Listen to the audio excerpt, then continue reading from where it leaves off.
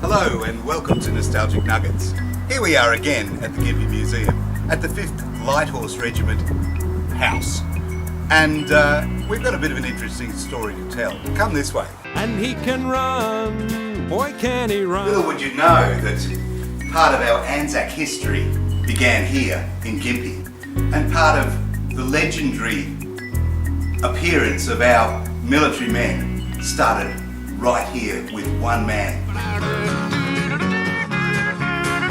So, this story is about Lieutenant Vivian Tozer, and a little story about what happened when his troop came across a flock of emus in about 1889. When they came across them, everybody wanted to shoot one, but Vivian Tozer said, no, look, that's just not fair, that's just not right, we can't do that. So he said, you guys choose one man and see if you can shoot an emu, and if you shoot the emu, great, if the emus get away, fine, but you're only getting one shot.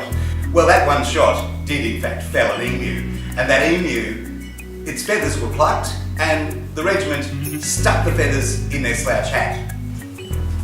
So then, what happened next was they had to settle down a riot that was happening with Union leaders up in North Queensland. So all of the regiments came there and they saw this emu feather display in the slouch hats of our men.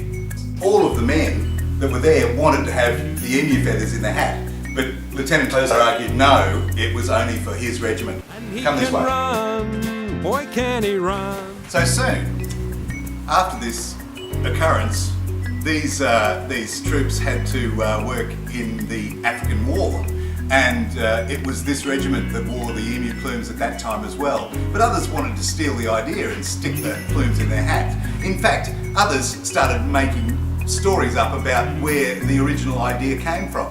Come this way. And he can run, boy can he run. So there were lots of arguments about the emu plumes and whether or not anyone else could be allowed to wear them in their slouch hat. And that continued right up until the First World War. Keep coming.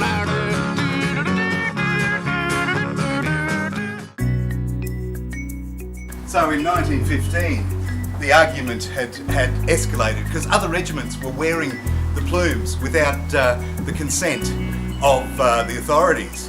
And so the question was put to the then Prime Minister of Australia in 1915, and he happened to be from Gympie as well. This is his house at the museum. And he said, every Australian infantry force regiment can wear the emu plumes in their hat, as long as they pay for them. Typical Prime Minister approach, but a very good one. And that is how the slouch hat with the emu plume became a national symbol.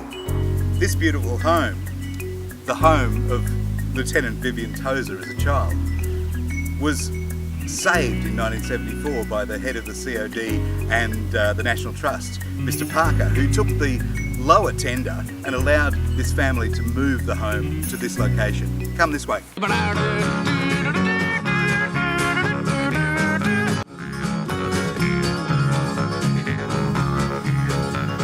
And so, in his younger days, little Lieutenant Vivian Tozer would have walked up these stairs and into the hallway of this beautiful home. Come. And what do we find in the hallway of this beautiful home but the symbol of the Australian Light Horse, those infantrymen who saved so many people in the First World War and were really an icon of the Anzacs. We'll be riding on the horses, yeah, yeah. And he can run, boy can he run. He thunders through the outback underneath the blazing sun. So here we are in Tozer Street, and this was the location of Vivian Tozer's house. A modest man, but someone who influenced local, national, and really international history, and one of Gympie's nostalgic nuggets. We can run the pants of a king.